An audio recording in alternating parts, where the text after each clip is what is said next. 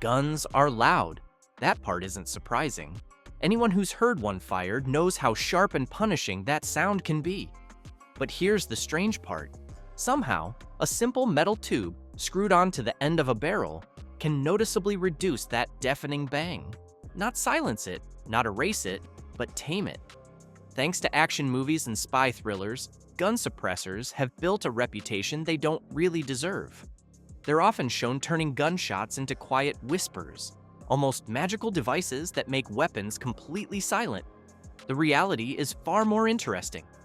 So how does a suppressor actually work? What is it really doing to the sound of a gunshot? And why is the science behind it more about physics than stealth? Today, we're going to walk through how a gun suppressor really works, step by step, in a way that's easy to understand. And if you enjoy clear explanations of how things actually work, consider subscribing to the channel. It helps us keep telling stories like this. Now, let's start with a simple question. Why are guns so loud in the first place? To understand what a suppressor does, you first have to understand what creates the noise. When a gun is fired, a lot happens in a very short amount of time. Inside the cartridge, the firing pin strikes the primer. That primer ignites the gunpowder, and the gunpowder burns extremely fast. This isn't a gentle burn. It's a rapid chemical reaction that creates a huge amount of hot gas almost instantly. That gas has only one place to go. It pushes the bullet down the barrel and launches it forward at incredible speed. But once the bullet leaves the barrel, all that trapped gas suddenly escapes into the open air.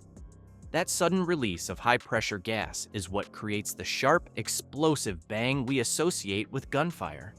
It's like popping an overfilled balloon, except the pressure is far greater, and it happens inches from your ears. And that's the sound a suppressor is trying to control. That loud bang you hear when a gun fires actually isn't just one sound. It's a combination of 3 different noises happening almost at the same time. The first, and by far the loudest, is the muzzle blast. That's the crack, caused by all that hot, high-pressure gas exploding out of the barrel once the bullet leaves. The second sound can be a sonic crack. If the bullet is traveling faster than the speed of sound, it creates a sharp snapping noise as it tears through the air, similar to a whip cracking. The third sound is mechanical.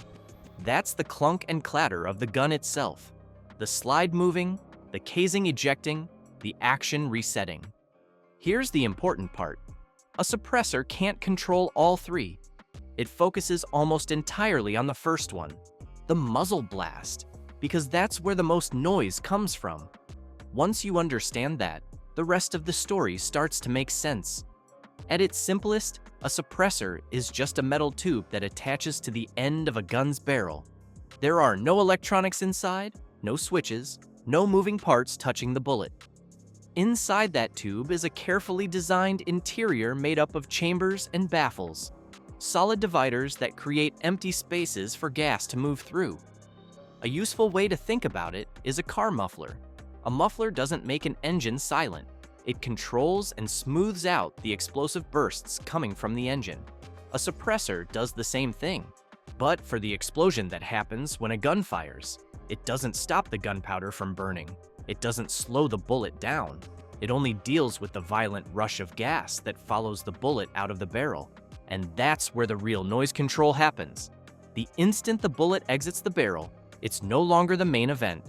What really matters is what comes right behind it. All that hot, high-pressure gas created by the burning gunpowder wants to escape too. Without a suppressor, it rushes straight into open air all at once. That sudden release is violent. The pressure difference is extreme, and that's what creates the sharp, ear-splitting crack. Now, add a suppressor. Instead of blasting directly into the air, those gases are forced into the suppressor's interior. They don't get to escape immediately. They're redirected, slowed down, given room to spread out. The bullet is already gone. The suppressor never touches it. What the suppressor is doing is dealing with the aftermath of the shot. And by controlling how that gas escapes, it changes how loud the shot sounds. Inside the suppressor, the gas doesn't get a straight path out. Instead, it's forced to move through a series of metal baffles, solid walls with carefully shaped openings. These baffles make the gas change direction again and again. Think of it like running full speed into an open field versus being forced through a long hallway with turns. Each turn slows you down. As the gas zigzags through the suppressor, it begins to lose energy. It spreads out into the empty chambers, cools slightly, and drops in pressure. And this is the key idea.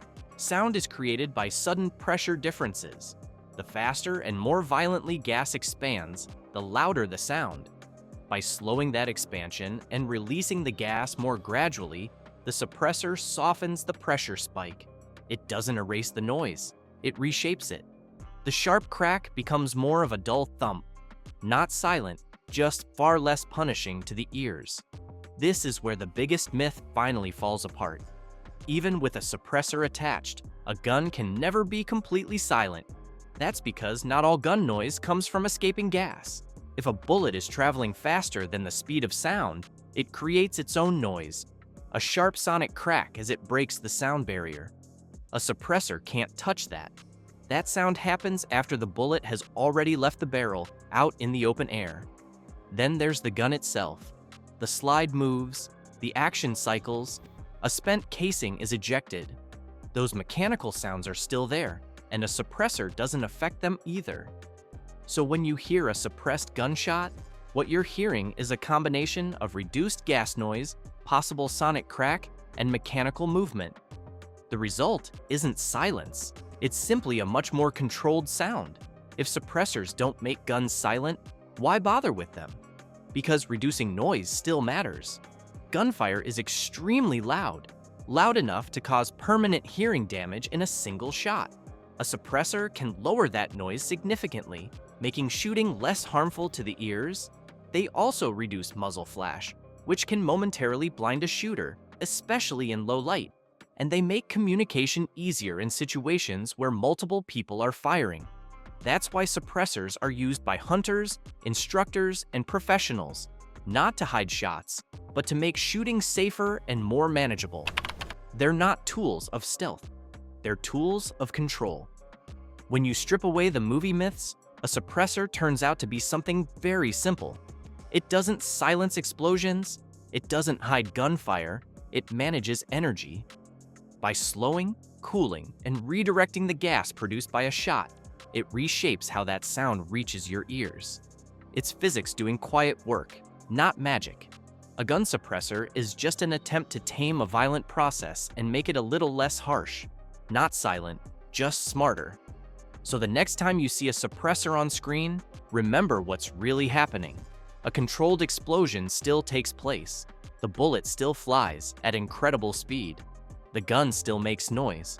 But instead of all that energy exploding into the open air at once, it's slowed down, spread out, and softened.